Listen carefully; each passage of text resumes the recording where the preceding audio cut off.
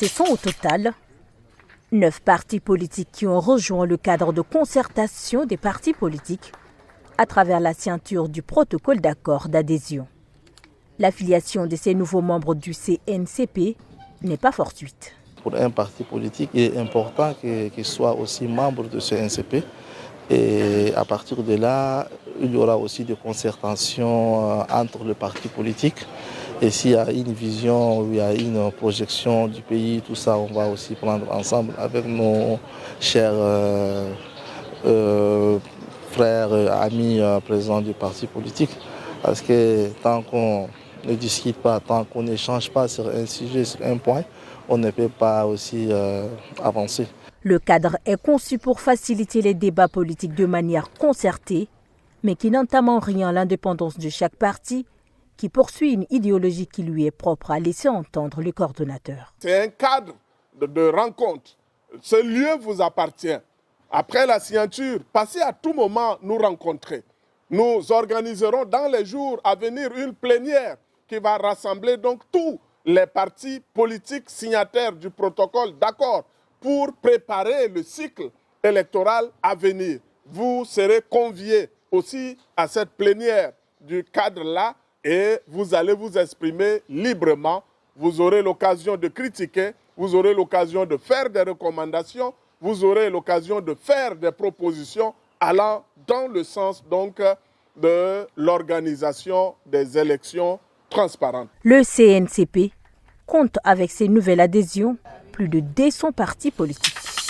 Nous demandons à travers ces points de presse du président de la transition de joindre acte de la parole pour faciliter le retour de notre président Mohamed Ahmad Lassina au pays dans un bref délai, afin qu'il puisse jouir de ce droit civique et politique. Pour rappel, le président national Mohamed Ahmad Lassina était un seul leader à avoir mobilisé la formation politique pour faire un appel à tous les Tchadiens de pacifique au dialogue national exclusif devant 55 000 personnes au stade Idriss Mahamadou Ouya le 22 janvier 2022. Face aux conseillers nationaux, le chef du gouvernement, Dr Succès Masra, a annoncé le recrutement de 6 000 enseignants supplémentaires et la finalisation du recensement des maîtres communautaires. Cette nouvelle continue de faire grand bruit. Il vous souviendra qu'en mai dernier, l'ancien ministre de l'Éducation Moussa Kadam, lors d'une interpellation en séance plénière, a souligné les défis auxquels le secteur est confronté. Par exemple, l'intégration de 5 000 jeunes dans le système éducatif, dont 3 000 d'entre elles n'ont aucun profil adéquat pour l'enseignement. Ou encore, près de 54% des personnes intégrées ne possèdent pas des compétences nécessaires pour enseigner. Fin des citations. Si 3 000 enseignants ne seraient pas à la hauteur, qu'adviendra-t-il du système qui en recevrait 6 000 nouveaux, suivant la promesse du Premier ministre? Si on a recruté des gens qui n'ont pas de niveau, il serait souhaitable de remettre ces gens-là au recyclage. Parce que l'État a quand même déboursé de l'argent pour leur formation. L'État a payé les enseignants, l'État a payé leurs bourses, les fournitures scolaires, tout ça, ou bien le matériel didactique. Donc il serait souhaitable de le remettre en recyclage pour les utiliser. Mais ce ne serait pas bon de les laisser sur les carreaux. Même celui qui a fait une formation normale, à un certain niveau, 10 ans après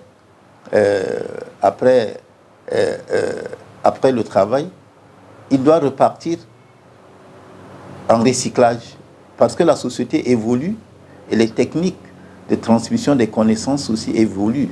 Tous les 10 ans au moins, quelqu'un qui travaille doit avoir un recyclage.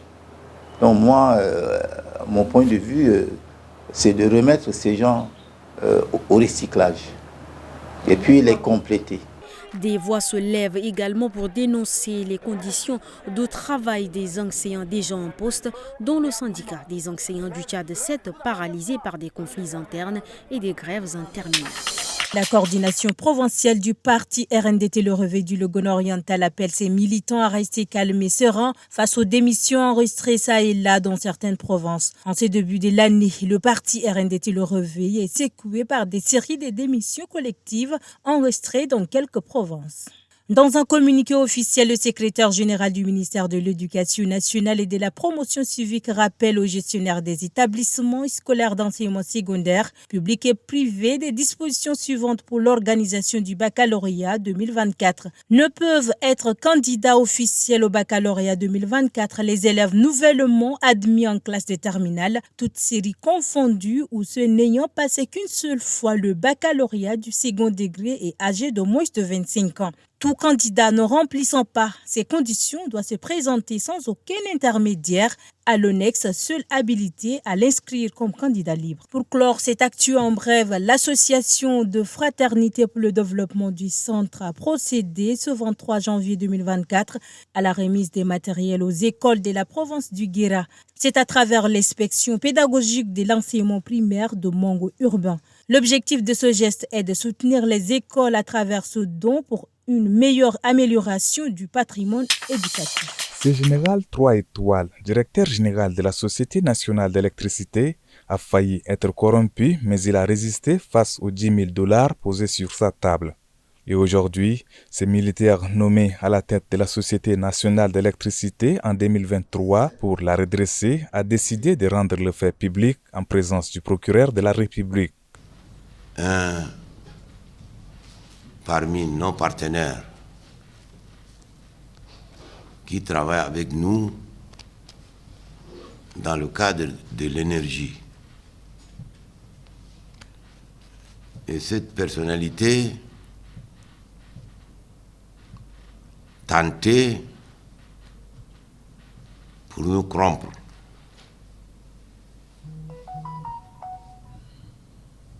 Tentait pour nous corrompre.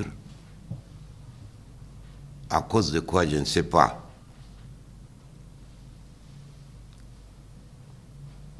Jusqu'à là, je n'ai pas son problème. Est-ce que quelqu'un qui a poussé pour faire, ou bien lui qui a pensé, je ne sais pas.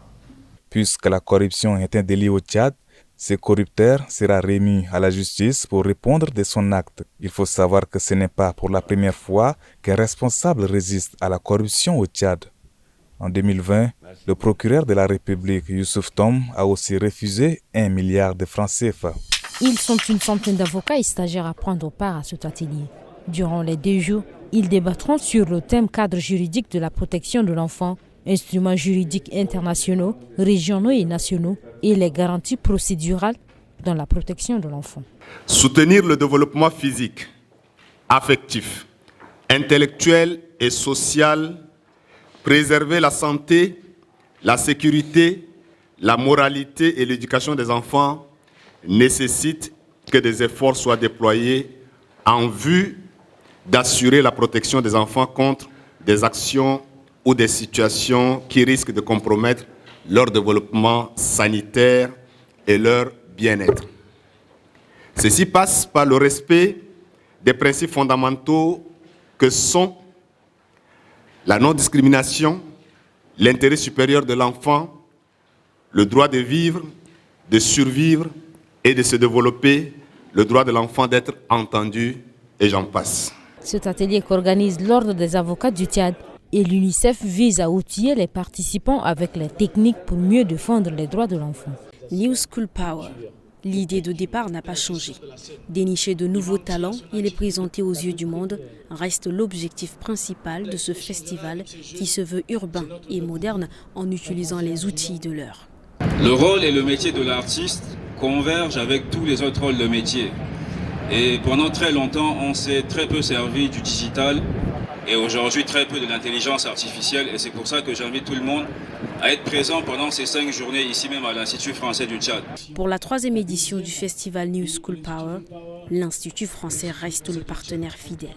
Projet qui fait la part belle à la jeunesse et à la jeune génération, à celle qui fera danser, qui fera la musique de demain Et c'est pour ça que l'Institut français est toujours attaché à soutenir, à aider cette opération de New School Power de façon à faire émerger cette nouvelle génération.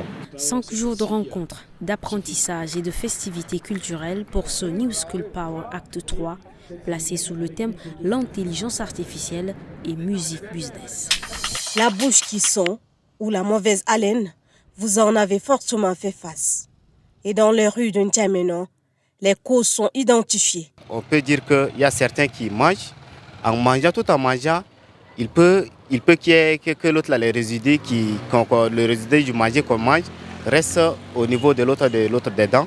Et après le manger, on doit nettoyer. Parfois, il y a des gens qui mangent et qui ne nettoient pas. Et donc, le résidu du manger qui reste au niveau des dents, ça pourrit et ce qui fait qu'il dégage aussi des mauvaises odeurs. C'est causé par le manque de brossement des dents. Ce que je dois dire comme information, chaque matin, pour ne pas avoir la mauvaise haleine, il faut se brosser les dents et ça pourrait mieux aller au fait.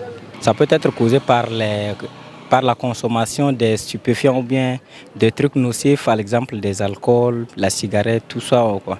En fait, c'est ça qui peut causer la mauvaise haleine. Et quand tu réveilles le matin, avant de manger, il faut brosser le dents. Ou soit quand tu manges, tu brosses le dent avant de sortir. Mais quand tu manges sans toutefois brosser le dent, c'est-à-dire que tu dégages de mauvaises odeurs et la batterie, ça se multiplie au même moment et ça continue à donner de mauvaises odeurs. La mauvaise haleine, maladie ou mauvaise hygiène de vie, pour ces spécialistes, nettoyer à chaque fois la bouche et éviter la consommation de certains produits est nécessaire. La mauvaise haleine, c'est une odeur désagréable persistante dans l'air expiré et c'est la prolifération des bactéries dans la bouche. La langue en est responsable et les causes sont très nombreuses. On a la mauvaise hygiène bucco-dentaire, on a la consommation de certains aliments comme l'ail, l'oignon cuit et la consommation de l'alcool, le tabac et également d'autres causes comme certaines maladies comme l'angine, l'amygdalite et certaines maladies gastro-intestinales. Attention, avoir une mauvaise haleine tue votre charisme.